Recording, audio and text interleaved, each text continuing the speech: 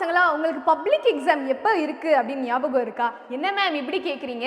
இது ஞாபகம் இல்லைன்னா நான் வந்து 10th படிக்கிறது வேஸ்ட்டு. அந்த அளவுக்கு எங்கள் ஸ்கூலில் சொல்லி சொல்லி சொல்லி சொல்லி மனசில் பதிய வச்சுட்டாங்க பப்ளிக் எக்ஸாம் எப்போ இருக்குன்னு சொல்லிட்டு. ஓகே, ஸோ பப்ளிக் எக்ஸாம் வந்து உனக்கு வர்றதுக்கு எண்ணி பார்த்தனா உனக்கு ஒரு 45 days 50 days தான் இருக்குது.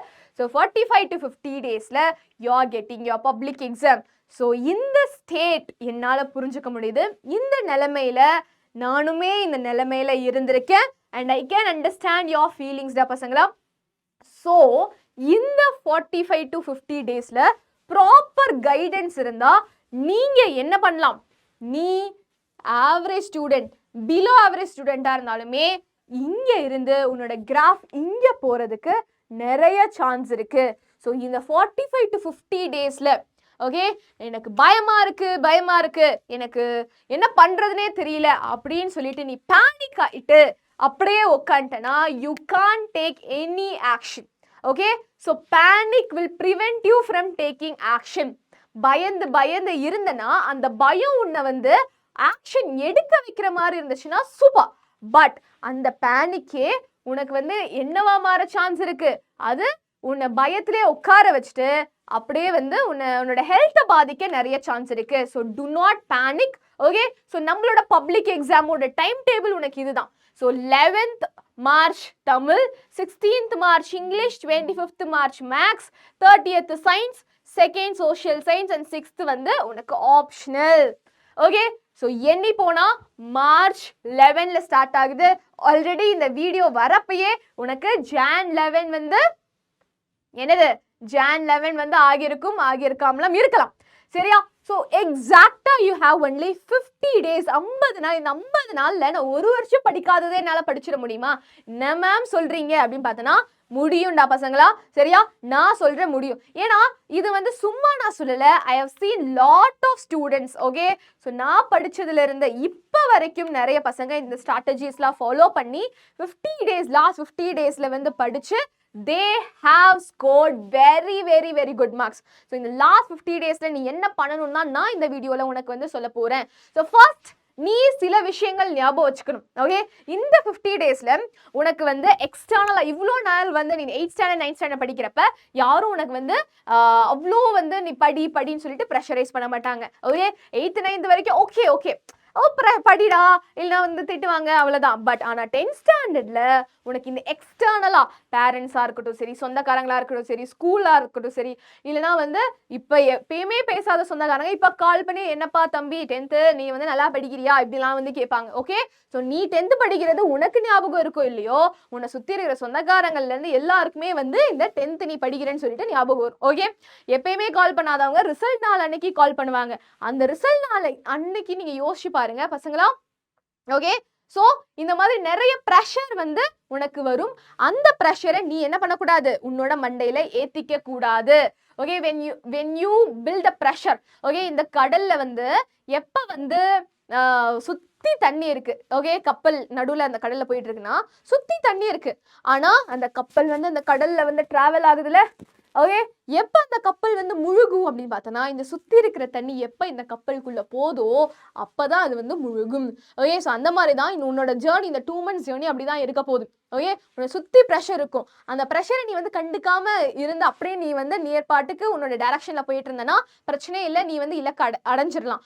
பட் எப்போ நீ வந்து இந்த ப்ரெஷரை வந்து நீ பர்சனலாக எடுத்துட்டு அதை நீ போட்டு பில்ட் பண்ணி ஸ்ட்ரெஸ் ஆகுறியோ you will sink. Okay, so this is the reality. சுற்றி இருக்கிற ப்ரெஷரை மண்டைக்குள்ளே போட்டுறாதீங்க. உன்னோட மெயின் எய்ம் என்ன? எனக்கு நல்ல மார்க் வாங்கணும். ஓகே, என்னோட எய்மை வந்து நான் சாட்டிஸ்ஃபை பண்ணணும் அப்படின்னு சொல்லிட்டு நீ எஃபர்ட்ஸ் போட்டுட்டே இரு. சரியா? அதுதான் நீ ஃபர்ஸ்ட் வந்து கவனிக்க வேணும். நிறைய பேர் சொல்லுவாங்க நீ இல்லாமல் எடுக்க மாட்ட, நீ என்ன நீ படிக்கிற 200 மார்க் தான் எடுக்கிற, உன்னால வந்து 400 மார்க் எடுக்க முடியுமா, இந்த மாதிரிலாம் நிறைய டிமோட்டிவேட்டிங்காக சொல்லுவாங்க. அதெல்லாம் நீ வந்து கண்டுக்க கூடாது. சரியா? அண்ட் பசங்களா, இனிமேல் வந்து நான் மேம் எனக்கு ரிவிஷன் எக்ஸாமில் நல்ல மார்க் வாங்கணும் அதுதான் உன்னோட கோலாக வச்சிருக்க கூடாது. டெய்லியும் நீ வந்து எவ்வளோ படிக்கிற, டெய்லியும் வந்து படிக்கிற, டெய்லி வின்ஸ் ஆர் இம்பார்ட்டன்ட். அதை நல்லா ஞாபகம் வச்சுக்கோ. இவ்வளோ நாள் வந்து எக்ஸாமில் நான் இவ்வளோ மார்க் எடுக்கணும் அதுதான் நீ வந்து கோலாக செட் பண்ணுவேன். பட் அப்படி கிடையாது. இனிமேல் டெய்லி வின்ஸ் ஆர் இம்பார்ட்டன்ட். டெய்லியும் நான் வந்து 2 சாப்டர் சயின்ஸ்ல 2 சாப்டர், மேக்ஸ் 2 சாப்டர், இங்கிலீஷ். இந்த மாதிரி டெய்லி நான் இதெல்லாம் முடிக்கணும் அப்படின்னு சொல்லிட்டு நீ என்ன பண்ணணும், டெய்லி வின்ஸ் அச்சீவ் பண்ணணும். ஸோ இதை வந்து பேப்பர்ல நீ வந்து மார்க் பண்ணிட்டே வா, இல்லை கேலண்டர்ல டிக் பண்ணிட்டே வா. இன்னைக்கு நான் வந்து என்னோட டாஸ்க்கை கம்ப்ளீட் பண்ணா, இன்னைக்கு நான் வின் பண்ணிட்டேன் அப்படின்னு சொல்லி டிக் பண்ணிட்டே வா. இனிமேல் டெய்லி வின்ஸ் தான் இம்பார்ட்டன்ட். ஒவ்வொரு நாளும் ஒவ்வொரு செகண்டும் ஒவ்வொரு மினிட்டும் வந்து கணக்குல இருக்கு. அண்ட் அதே மாதிரி அவாய்ட் அன்ஹெல்தி ஃபுட். இந்த டைம்ல யாரு படிக்கிறாப்பா, மனுஷன், நீயும் ஒரு மனுஷன் தானே, நீயும் ஒரு லிவிங் ஆர்கானிசம் தானே. ஒரு லிவிங் ஆர்கானிசம் எஃபெக்டிவா ஒர்க் ஆகணும்னா அது என்ன தேவை, ஹெல்த்தி ஃபுட் தேவை. இந்த டைம்ல நீ வந்து அன்ஹெல்த்தி ஃபுட்லாம் சாப்பிடக்கூடாது. ஓகே, நல்லா இருக்கு டேஸ்டா இருக்குன்னு சொல்லிட்டு பீஸா பர்கர் இந்த மாதிரி ஜங்க் ஃபுட்லாம் சாப்பிட்டுட்டு இருந்தனா அது வந்து உன்னோட கான்சென்ட்ரேஷனை என்ன பண்ணும், it will completely break. So இப்போ ஹெல்த்தி ஃபுட்லாம் நல்லா சாப்பிடுங்க, நிறைய வெஜிடபிள் சாப்பிடுங்க. ஓகே, டெய்லியும் வந்து ஃப்ரூட் ஜூஸ் குடிங்க. அம்மா கிட்ட கேளுங்க, அம்மா எனக்கு வந்து டெய்லியும் ஏதாச்சும் ஹெல்த்தியா கொடுங்க அப்படின்னு சொல்லுங்க. ஆட்டோமேட்டிக்கா நீங்க என்ன பண்ணலாம், ஆட்டோமேட்டிக்கா உன்னோட பாடி வந்து ரெஸ்பாண்ட் பண்றதை யூ கேன் ஃபீல் இட். சரியா? ஸோ டெய்லியும் ஹெல்த்தி ஃபுட் சாப்பிடுங்க. அட்லீஸ்ட் கீரை, வெண்டைக்காய் இந்த மாதிரி விஷயங்கள்லாம் சாப்பிடுங்க. அம்மா சொல்றது தப்பு இல்லை. ஓகே, இப்போதான் உனக்கு புரியும். அட்லீஸ்ட் ஒரு 1 வீக் அப்புறம் you will feel the changes. And அதே மாதிரி ஸ்லீப் வெல்டா பசங்களா. ஓகே, இந்த டைம்ல நீ நல்லா விழுந்து படிச்சாலும் ஸ்லீப்பும் முக்கியம். ஓகே, முடிஞ்ச அளவுக்கு ஒரு 5 to 6 hours வந்து டெய்லியுமே வந்து நல்லா தூங்குங்க. நல்ல ரெஸ்ட் வேணும். நைட் டைம்ல வந்து ஃபோன்லாம் பார்த்துட்டு இருக்காதீங்க. அவாய்ட் ப்ளூ ஸ்க்ரீன் அண்ட் எல்லா தேவையில்லாத ஆப்ஸ் எல்லாம் வந்து அன்இன்ஸ்டால் பண்ணிடுங்கடா பசங்களா. சரியா? ஸோ எனக்காக பண்ண மாட்டீங்க, உனக்காக தான்டா நீ பண்ற. 2 மாசம் மார்ச்ல எக்ஸாம் முடிஞ்சதுக்கு அப்புறம் ஏப்ரல் மே ஜூன் இருக்கு பத்தியா, நீ கம்ப்ளீட்டா ஃப்ரீ. அந்த 2 மாசத்துல நான் வந்து சூப்பரா உனக்கு என்ன பண்றதே தெரியாது, அந்த அளவுக்கு நீ ஃப்ரீயா இருப்ப. ஸோ அந்த டைம்ல நீ நல்லா ஃபோன் பார்த்துக்கோ, பிரச்சனையே இல்லை. ஒரு 2 மாசம் நீ கண்ட்ரோல்ல இரு. ஓகேயா? ஸோ இதெல்லாம் தான் நீ வந்து ஞாபகம் வச்சுக்கணும். சரியா? ஸோ இந்த 495 பிளஸ் எடுக்க வேண்டிய இந்த ஜேர்னில இந்த 50 நாள்ல நம்ம என்ன பண்ண போறோம் அப்படின்னு நம்ம பார்க்கலாம். ஸோ ஃபர்ஸ்ட் நம்ம PYQஸ்லாம் வந்து ஸ்டார்ட் பண்ணணும். Start with PYQs. 5 previous year question paper ஆச்சும் நீ வந்து என்ன பண்ணணும், தரோவா இருக்கணும். அண்ட் அதே மாதிரி PYQs வச்சு தான் உனக்கு போர்ட்ஸ்ல எப்படிலாம் கொஸ்டின் கேட்கறாங்கன்னு தெரியும். அண்ட் அதே மாதிரி டெய்லியுமே என்ன பண்ணணும், நீ எழுதணும். டெய்லியும் எழுதி பாருங்க. ஓகேயா? ஸோ மேக்ஸாக இருந்தாலும் சரி, சயின்ஸாக இருந்தாலும் சரி, இங்கிலீஷாக இருந்தாலும் சரி, தமிழாக இருந்தாலும் சரி, சோஷியலாக இருந்தாலும் எழுதி பாருங்க. அண்ட் அதே மாதிரி எல்லா சப்ஜெக்டும் இனிமேல் படிக்கணும்.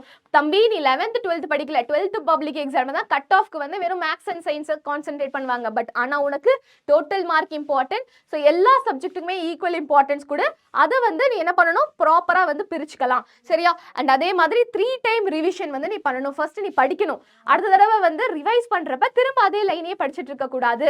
ரிவைஸ் பண்றப்ப யார்கிட்டயாச்சும் கொடுத்து நீ வந்து ஒப்பிக்கலாம், இல்ல எழுதி பார்க்கலாம், டெஸ்ட் வச்சுக்கோ. ஓகே, சோ ரிவிஷன் பண்ணுங்க. நைட் தூங்க போறதுக்கு முன்னாடி நான் என்னென்ன படிச்சேன்னு சொல்லிட்டு புக்கை மூடி வச்சுட்டு ரிவைஸ் பண்ணுங்க. அண்ட் நெக்ஸ்ட் நீ diagrams, maps, time lines and அதே மாதிரி மேக்ஸ்ல ஃபார்முலாஸ், இங்கிலீஷ்ல ஃபார்மேட்டு, தமிழ்ல ஃபார்மேட்டு, குறிப்பு சட்டகம், இந்த மாதிரி விஷயங்கள்லாம் மறக்கவே கூடாது.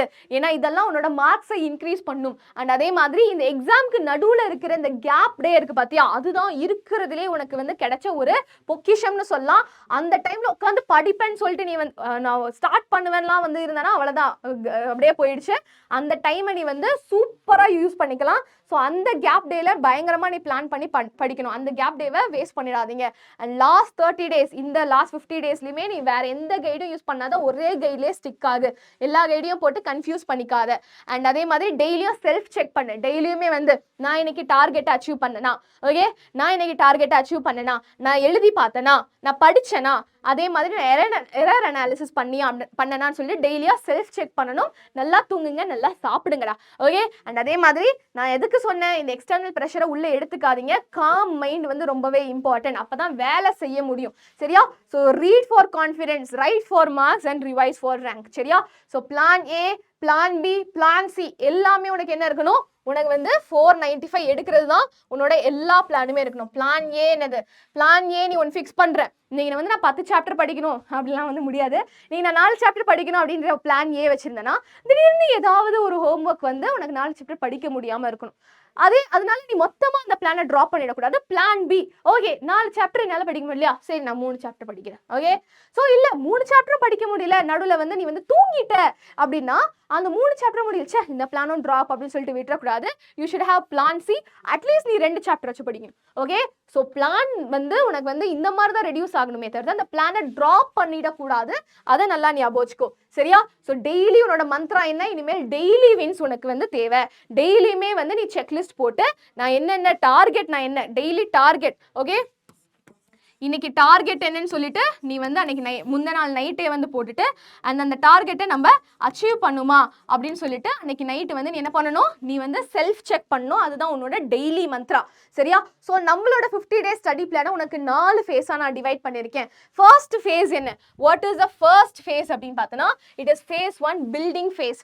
இந்த ஃபர்ஸ்ட் 20 daysல நீ என்ன பண்ணணும், ஓகே? ஸோ நான் எக்ஸாக்டாக உனக்கு வந்து டேட் கொடுக்கல, பிகாஸ் சில பேருக்கு வேரி ஆகும். ஸோ ஃபர்ஸ்ட் ஃபேஸில் நீ என்ன பண்ணணும், நம்ம week syllabus, okay, week subjects, அதே மாதிரி இம்பார்ட்டன்ட் கொஷின்ஸ் இல்லை ஆஃப் இயர்லி ரிவிஷனில் விட்டதெல்லாம் இப்போ நீ வந்து கவர் பண்ணணும். அண்ட் படித்தது ரொம்ப ஓவர் கான்ஃபிடன்ஸ் அப்படியே விட்டுறாத, அதையுமே நீ வந்து பில்டப் பண்ணணும். அண்ட் நெக்ஸ்ட் வந்து PYQ சால்வ் பண்ணுங்க. ஒவ்வொரு சாப்டர் படிக்கிறப்ப அதோட important questions and previous year question paper என்னென்ன கேட்டிருந்தாங்க அதெல்லாம் பார்க்கணும். அண்ட் நியூமரிக்கல்ஸ், டயக்ராம்ஸ், கிராமர் இதெல்லாம் வந்து ப்ராப்பராக கான்சென்ட்ரேட் பண்ணி படிங்க. இதான் உன்னோட பில்டிங் ஃபேஸ். செகண்ட் ஃபேஸ் என்ன, sharpening face. Okay, so 21 to 35. இப்போ சப்ஜெக்ட் வைஸ், ஓகே, இங்கிலீஷில் மெயினாக எது இதுக்கெல்லாம் ஸ்கோரிங், ஃபார்மேட்டு, ஸ்பெல்லிங்கு, கிராமர் அதை பாரு. மேக்ஸில் என்ன, ஃபார்முலாஸ், ஒர்க்கிங், கிவன் கண்டென்ட் எழுதுற மாதிரி ரைட்டிங் ப்ராக்டிஸ் பண்ணுங்க. ரஃப் ஒர்க் எப்படி போடுறதுன்னு பாருங்க, பேப்பர் ப்ரெசன்டேஷன் எப்படி பண்றதுன்னு பாருங்க, ஃபார்முலாஸை கரெக்டாக அப்ளை பண்றோமான்னு பாருங்க, ஸ்டெப் மார்க் வர மாதிரி நம்ம எழுதுறோமான்னு பாருங்க. ஓகே, ஸோ அந்த மாதிரி மேக்ஸ்க்குமே வந்து இந்த டயக்ராம்ஸ், ஜியாமெட்ரிலாம் கரெக்டாக வருதான்னு பாரு, கிராஃப் எல்லாம் பாரு. Okay, step wise subject wise நம்ம ஷார்பன் பண்ணணும். சயின்ஸ்ல நீ என்ன பண்ணலாம், சயின்ஸ்ல வந்து டயக்ராம்ஸ் நீ நல்லா வரையறியா, பாயிண்ட் வைஸ் எழுதுறியா, ஓகே, அண்ட் வந்து லாஸ் கரெக்டாக எழுதுறியா, யூனிட்ஸ் கரெக்டாக போடுறியா, இதை பாரு. சோஷியல்ல 5 மார்க்குக்கு எவ்வளோ பாயிண்ட்ஸ் எழுதணும், அந்த 5 பாயிண்ட்ஸ் எனக்கு ஞாபகம் இருக்கா, இந்த மாதிரி செக் பண்ணு. மேப்ஸ் எல்லாம் நல்லா திரும்ப திரும்ப படிங்க. டைம் லைன்ஸ் பார்த்துக்கோங்க. தமிழ்ல அதே மாதிரி ஃபார்மேட், ஸ்பெல்லிங் மிஸ்டேக்லாம் பார்த்துக்கோங்க. ஸோ சப்ஜெக்ட் வைஸ் உன்னோட வீக் பாயிண்ட்ஸ்லாம் என்ன, இதெல்லாம் இம்பார்ட்டன்ட் சொல்லிட்டு நீ ஃபோக்கஸ் பண்ணி இந்த ஃபேஸில் பண்ணணும். ஃபேஸ் 3ல என்னது, ஸ்கோர் மோட். ஓகே, இப்போ நீ பண்ணது எல்லாத்தையுமே நீ என்ன பண்ணணும், ரிவைஸ் பண்ண ஆரம்பிக்கணும். நீ ஒரு ஃபுல் லென்த் மார்க் டெஸ்ட்லாம் நிறைய எழுதலாம். ஓகே, இந்த டைம்ல வந்து டெய்லியுமே நீ ஒரு 5 நாளுமே வந்து ஒரு மாடல் கொஸ்டின் பேப்பர் எடுத்து டெய்லியும் டெஸ்ட் எழுதுங்க. அப்பதான் நீ வந்து எதுல வந்து மிஸ்டேக் பண்றன்னு உனக்கே தெரியும். அப்பதான் நீ என்ன பண்ணலாம், திரும்ப வந்து ரீபில்ட் பண்ணலாம். சரியா? So full length mark testing zone நீ என்ன பண்ணலாம், this is testing zone. Okay, so daily 5 நாளைக்கு ஒரு நாளைக்கு 2 டெஸ்ட்னு நீ எழுதலாம். சரியா? ஸோ எரர் அனாலிசிஸ் பண்ணணும். அண்ட் ஃபேஸ் 4 லாஸ்ட் இந்த கேப் டேஸ். ஓகே, கேப் டேஸும் சரி, அந்த கடைசி 5 நாளும் சரி, நீ இது வரைக்கும் பண்ண விஷயங்கள் எல்லாத்தையுமே வந்து ஒரு அனாலிசிஸ் பண்ணி நீ என்ன பண்ணணும், உன்னையே நீ ரிஃப்ளெக்ட் பண்ணிக்கணும். ஸோ இதுதான் இந்த 4 ஃபேஸ் 50 டேஸை நான் வந்து முடிச்சிருக்கேன். ஸோ இந்த வீடியோவில் உனக்கு ஒரு கிஃப்டான என்ன சொல்கிறேன்னா, நீ இனிமேல் என்ன பண்ணணும், ஒரு டு நாட் ஃபர்கெட் புக்லெட்னு ஒன்று வந்து கிரியேட் பண்ணிக்கணும். ஒரு குட்டி நோட் வந்து எடுத்துக்கோ. ஓகே, ஸோ நீ படிக்கிறப்ப சில விஷயங்கள்லாம் வந்து உனக்கு வந்து இதெல்லாம் மறக்கக்கூடாது அப்படின்னு இருந்துச்சுன்னா அதெல்லாம் டக்குன்னு அதில் நோட் பண்ணி வச்சுக்கோ. இது கண்டிப்பாக உன்னோட ஃபேஸ் 4 அண்ட் ஃபேஸ் 3ல வந்து உனக்கு ஹெல்ப்ஃபுல்லாக இருக்கும். சரியா? So do not forget booklet எல்லாரும் மெயின்டைன் பண்ணுங்க. அதில் இந்த ஹார்டஸ்ட் ஃபார்முலா, டஃபஸ்ட் ஸ்பெல்லிங்கு, அப்புறம் சில ட்ரிக்ஸு, அனாலஜிஸ், காமன் மிஸ்டேக்ஸ் நீ பண்ணுறதெல்லாம் எழுதி வச்சுக்கோங்க. சரியா? ஸோ பசங்களா, இப்படி நீ பண்ண அப்படின்னா கண்டிப்பாக நான் சொல்கிறேன், இந்த 50 டேஸில் நீ வந்து சூப்பராக மார்க் எடுத்து டாப்பரையே நீ பீட் பண்ணலாம். நீ டாப்பர் ஆகலாம். ஓகே, உன்னோட கனவு என்ன, எதுக்கு நீ வந்து 495 வாங்கணும், அதை வந்து நீ வந்து யோசிச்சு பாருங்க. So why you want to score centum, why, what is your why அப்படின்னு சொல்லிட்டு எனக்கு கமெண்ட் செக்ஷன்ல சொல்லுங்க. ஓகே, நீ எதுக்காக 495+ வாங்கணும் அப்படின்னு சொல்லிட்டு எனக்கு கமெண்ட் செக்ஷன்ல சொல்லுங்க. அதுதான் வந்து உன்னை ஃபியூவல் பண்ணும் இந்த ப்ராசஸ்ல. சரியா? ஆல் தி வெரி பெஸ்ட் பசங்களா. அண்ட் டு நாட் ஃபர்கெட் புக்லெட்டை மெயின்டைன் பண்றதுக்கு டு நாட் ஃபர்கெட்.